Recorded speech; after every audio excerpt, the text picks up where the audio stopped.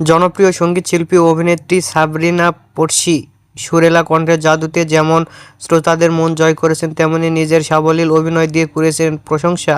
গান ও অভিনয়ের বাইরে সামাজিক যোগাযোগ মাধ্যমে দারুণ সরব এই তারকা।